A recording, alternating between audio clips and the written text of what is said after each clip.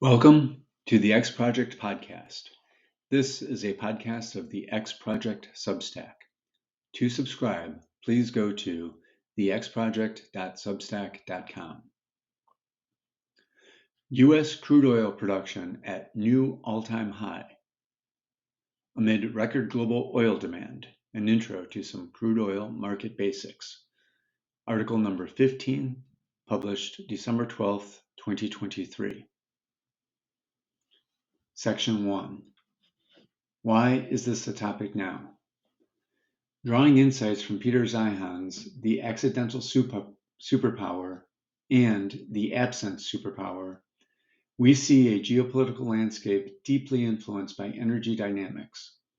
The U.S., defying some expectations, has hit a new record high in oil production in September and October of this year, coinciding with an unprecedented global demand for oil that was also unexpected by many. This synchronicity of events is a significant driver in Zeihan's geopolitical expectations and a crucial pivot point in our global energy narrative. Section 2. What is historical and current U.S. oil production?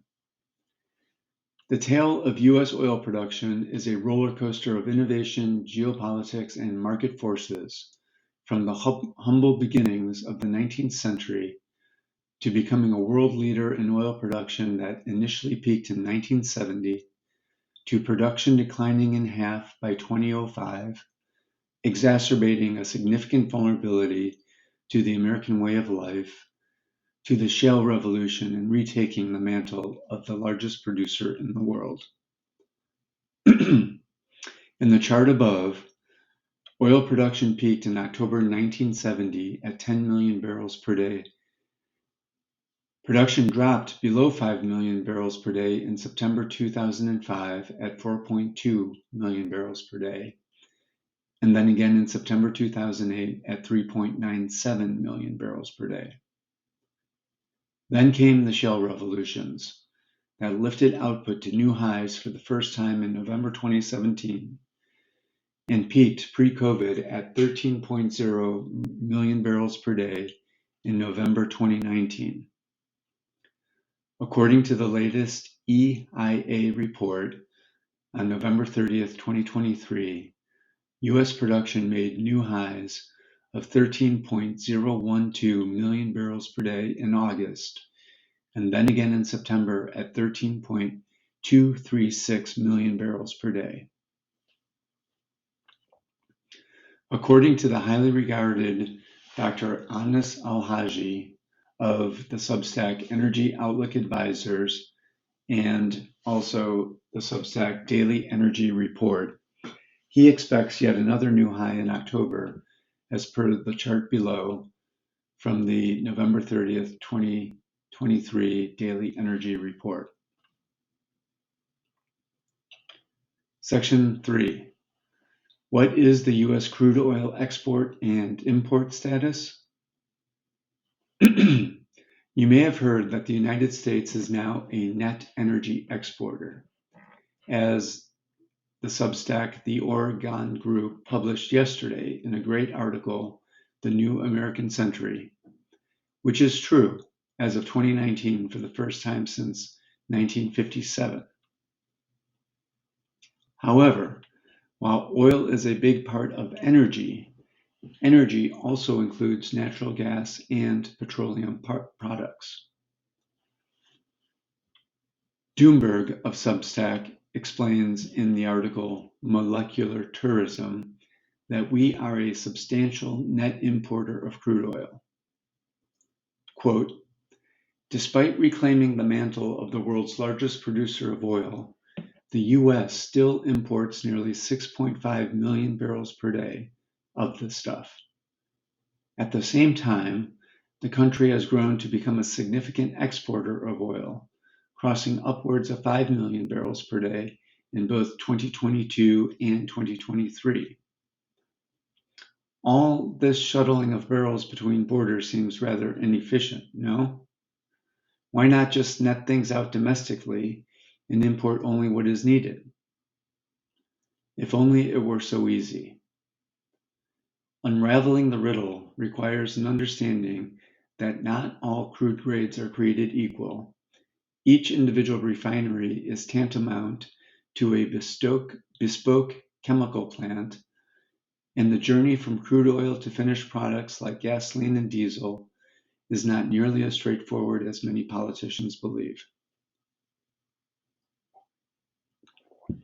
Section 4. What is historical global oil production?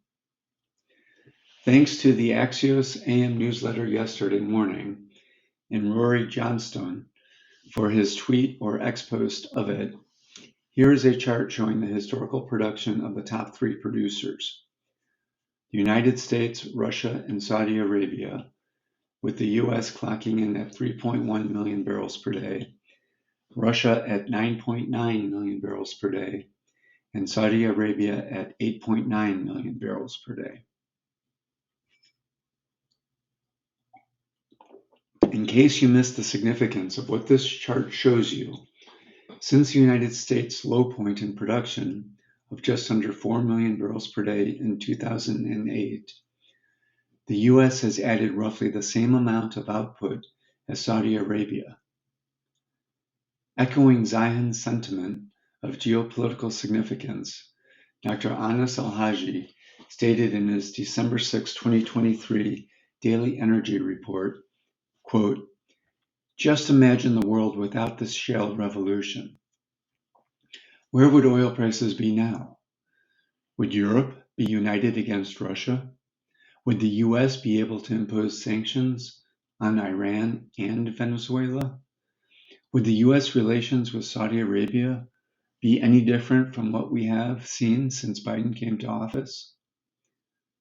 The economic and political impact of the shale revolution is of historic proportion, and that is why we call it a revolution. It is a failure of the US education system and the US media that citizens are unaware of the enormous positive impact shale and oil gas production more broadly has had on their everyday lives." End quote. Section 5. What is current global oil production? According to Trading Economics, here is a list of the top 25 global producers. Number 1, United States at 13.236 million barrels per day. Russia, number 2, at 9.935 million barrels per day. Saudi Arabia, number 3, at 8.94 million barrels per day. Canada, number 4, at 4.682 million barrels per day. And number 5, Iraq, at 4.189 million barrels per day. Please see the article online or in your email for the rest of the list. As far as the current total global oil production, the EIA's November 2023 oil market report states, quote, "Record output from the United States, Brazil, and Guyana underpinned this year's 1.7 million barrel per day increase in global oil supplies to a record 101.8 million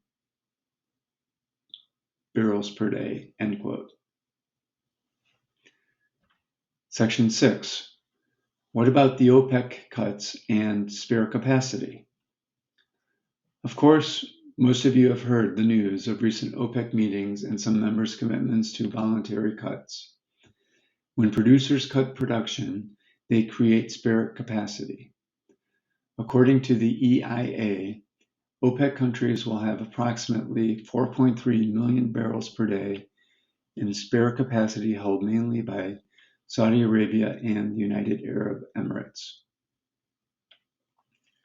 Section 7. What is the outlook for supply and demand? According to the EIA's November 7, 2023 short-term energy outlook, here is what the global oil production and consumption is for 2023 and its forecast for 2024. You'll have to go online or see your email for the chart. Section 8. What are others saying? We are anxiously awaiting the 2024 market outlook from Dr. Anas Al-Haji, as his 2023 market outlook nailed it. The International Energy Agency, or IEA, not to be confused with the U.S. Energy Information Agency, or EIA, has been and continues to forecast peak demand for oil and other fossil fuels. However, Goring and Rosenwag point out that the IEA has, quote, chronically underestimated global oil demand in 12 of 14 years, including COVID-impacted 2020. Excluding 2020, the IEA increased demand by an incredible 800,000 barrels per day on average from its initial expectation. If the IEA's error were a country, it would be the world's 21st largest oil consumer. Goring and Rosenwag couldn't be more opposite the IEA and more bullish on the demand side, and they articulate their case well for demand growing by 35% over the next 17 years. See pages 4 through 8 of their report. They are also bearish on supply, adding to their bullishness on prices. Quote, all three major shale oil basins declined during COVID-19 as oil prices turned negative. Just as we predicted, the Bakken and Eagle Ford have been unable to regain their previous highs. Aside from the Permian, production in all the shales has now fallen by nearly 1 million barrels per day, or 25% from the pre-COVID high. The Permian has made an all-new time high, just as we predicted. However, this is starting to slow dramatically. According to the Energy Information Agency, or EIA,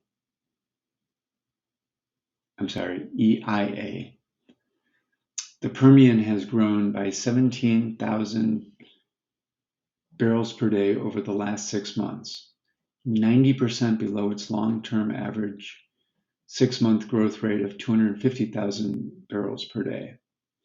We now calculate the Permian has also produced half of its reserves and expects sequential growth to turn negative within the next few months. With a growing degree of confidence, we expect 2024 will be the peak in Permian production.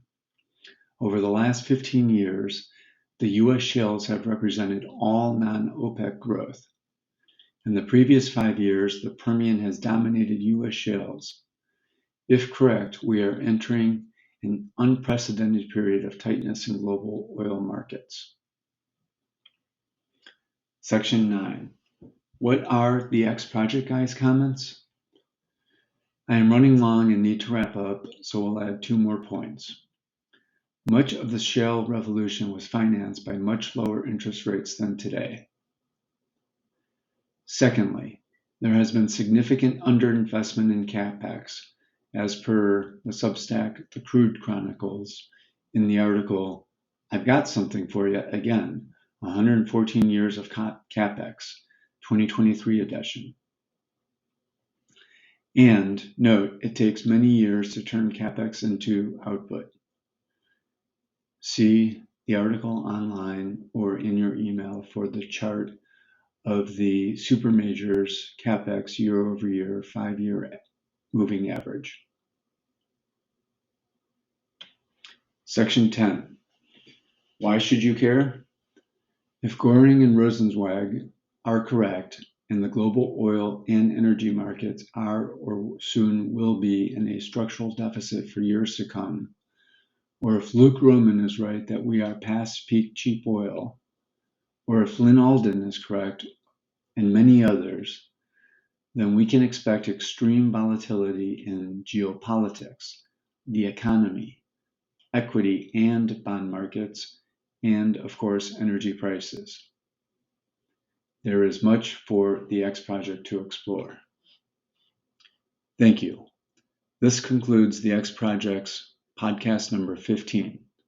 Please subscribe to the X Project Substack at thexproject.substack.com.